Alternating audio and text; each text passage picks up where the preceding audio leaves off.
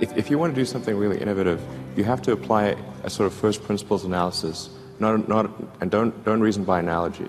Analogies are referencing the past. First principles means you look at the most fundamental truths in a particular arena, and the things that really are almost indisputably correct, and you reason up from there to a conclusion. And if you see that conclusion is at odds with what people generally believe, then you have an opportunity. Now, you can't operate like that on all things because it takes too much mental horsepower. So most of your life you have to operate by reasoning by analogy. But if you really want to innovate, you must reason from first principles to identify the problem.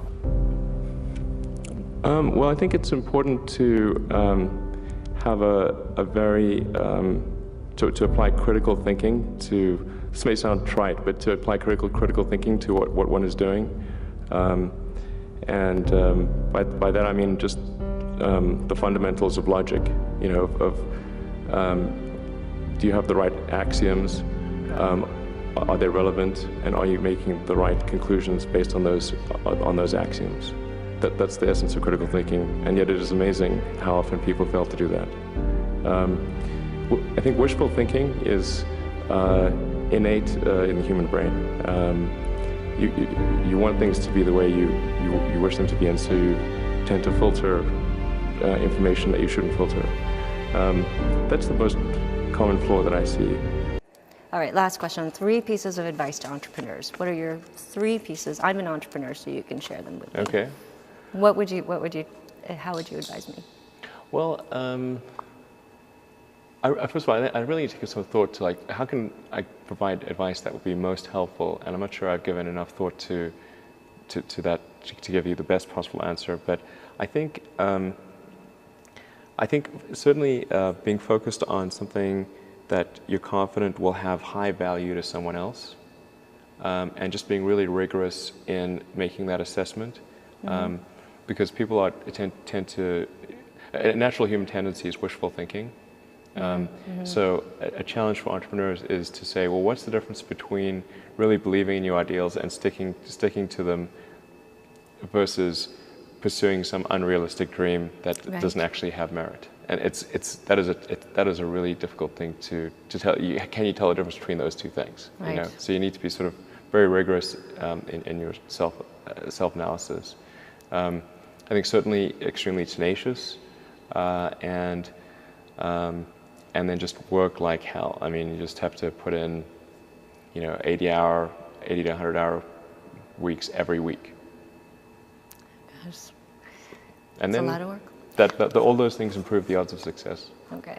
I mean, if other people are putting in 40-hour work weeks and you're putting in 100-hour work weeks, then even if you're doing the same thing, you know that in 1 year you will achieve what they achieve. You will achieve in 4 months what it takes them a year to achieve. Okay, I like your work ethic. So, all right.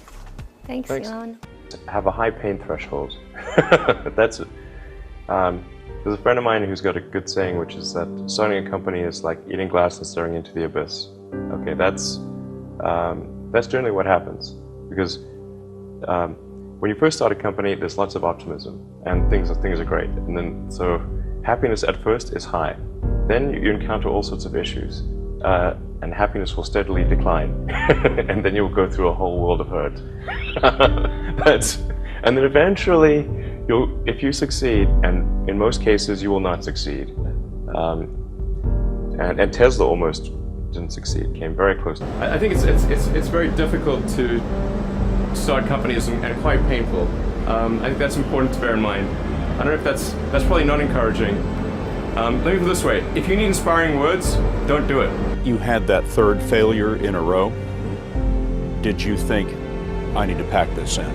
Never. Why not? I don't ever give up. I mean, I'd have to be dead or completely incapacitated. It turned out that the 3rd failure was caused by a 2-second glitch in the timing.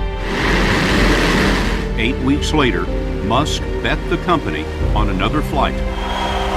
We have liftoff. And this time around, everything worked. Perfect. If that fourth launch hadn't worked, that would have been it. We would have not had the resources to mount a fifth. You couldn't have gone on at that point. Yes, death would have been, I think, inevitable because we did not have the resources to mount a fifth launch. This is a tricky business. Tricky. Yeah, I wish it wasn't so hard.